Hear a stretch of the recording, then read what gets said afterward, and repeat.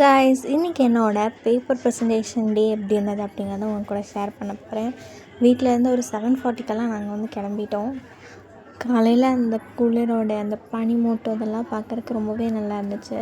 செம்ம ஒரு வைபோடு நான் வந்து ட்ராவல் பண்ணிட்டேன். ஸ்டடிவல் காலேஜ் ஆஃப் இன்ஜினியரிங் பாலாதுறையில் இருக்கிற அந்த காலேஜுக்கு தான் நம்ம வந்து கிட்டத்தட்ட 1 ஹவர் ட்ராவல் பண்ணதுக்கப்புறமா அந்த காலேஜ் வந்து ரீச் ஆகிட்டோம்.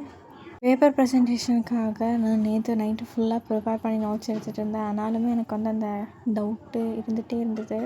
ஸோ ஃபுல்லாக வந்து அங்கேயும் போய் ப்ரிப்பேர் பண்ணுற மாதிரி ஒரு சுச்சுவேஷன் இருந்துச்சு.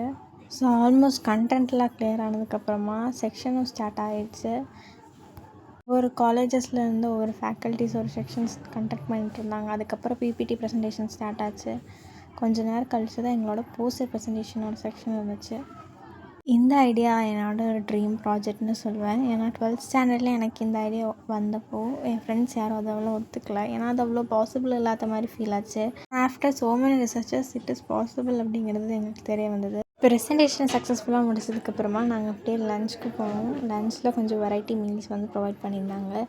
அதெல்லாம் சாப்பிட்டு முடிச்சுட்டு நாங்கள் அப்படியே back to the seminar hall. So successfully எங்களுக்கு இந்த பெஸ்ட் போஸ்டரோட சர்டிஃபிகேட் கிடச்சிது. ஸோ ஈவெண்ட் சக்ஸஸ்ஃபுல்லாக முடிஞ்சதுக்கப்புறமா கசின்ஸ் கெட் டுகெதர்னு சொல்லுவேன். கொஞ்ச நேரம் அப்படியே கசின்ஸ் கூட வந்து டைம் ஸ்பெண்ட் பண்ண முடிஞ்சது. ரிட்டன் டு ஹோம் போகிற வழியில் ஒரு ரயில்வே ட்ராக் பார்த்தேன். எனக்கு ஏதோ அதில் ஒரு நொஸ்ட் அடிச்சது.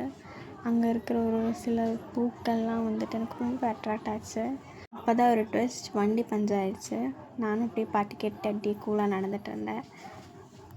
ரொம்ப தூரம் நடந்ததுக்கப்புறம் தான் அந்த பஞ்சர் கடை கண்டுபிடிச்சோம்.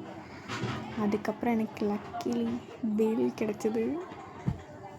அந்த சாங், ரோடு, சாப்பாடு ஃபுல்லாக அந்த டே வைப்பாக போச்சு. அப்போ டாட்டா.